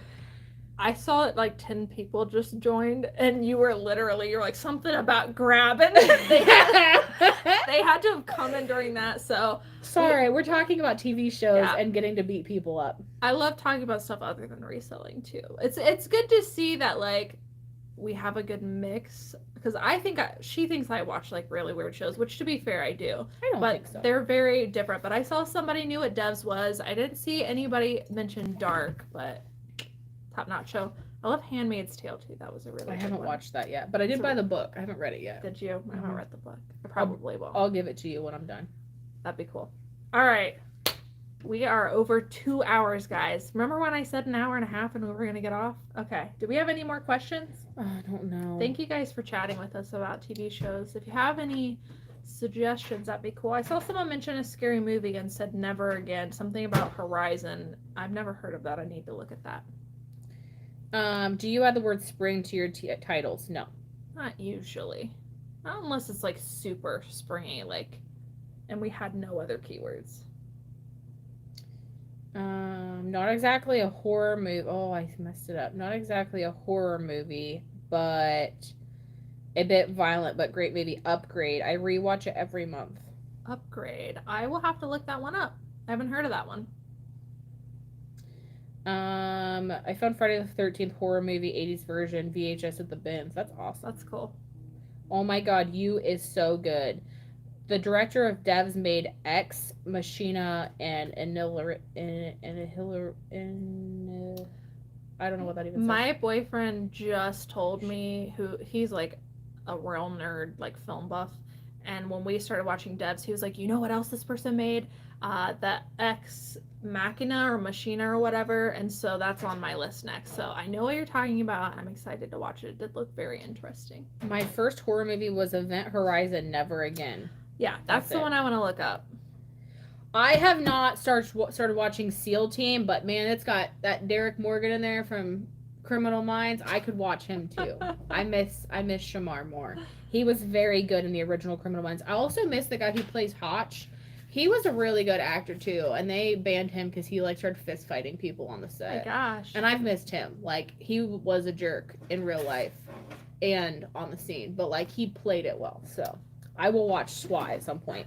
I saw someone mention Severance. We talked about that a few lives ago. I freaking love that show. That's actually what made me interested in Devs. Because if I would have looked at the synopsis of Devs before, I would have been like, yeah, I don't know. But because I watched Severance and it was so good, top notch. And then I watched Devs. So I can't wait for Severance to come back. Little Miss Nat suggested that we go to a rage/destroy room near us. We've talked about We that. have talked about it. Like, I might be TMIing here, but I have some very pent up aggression that I've kept. I used to be a very angry person. I'm not anymore. I've chosen to like be fun and happy instead. But there are times where somebody's like, can you take $16 for a $70 item that I literally could flip a table? And I have to sit here on my hands and breathe and breathe and breathe. So a rage room might be a very great idea. If so, we will record it for you. We have definitely talked about it. I think it'd be a fun experience. We should take the girls with us. Yeah, it'd be fun. We each take pictures of our faces and tape it to something and let somebody beat them. Yes. Okay, we've really digressed, but that's it. We are at the end. No more questions? No more questions. All right, guys. I see some people are dropping off now because we dropped below 200, but this was a super fun live. You guys had some really interesting questions that, you know, sometimes we get the same questions and we repeat it all the time, but these are some interesting ones. I really liked it. All right. If we are good, we are going to, yeah, there's something called a rage room. Yep. We might have to pay extra because we might need more ragey things for all of us. Yes. All right, we're going to be getting off here. I don't know if we'll be on next week, but we're definitely going to try. But this is honestly becoming the new time frame. Just to let everybody know, we used to get on at 9.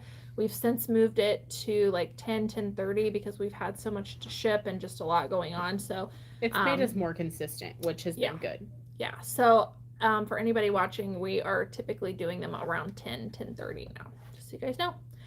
All Thanks right. for joining us. Yeah, we'll get Bye. off. Bye. You gotta do your hearts. Oh.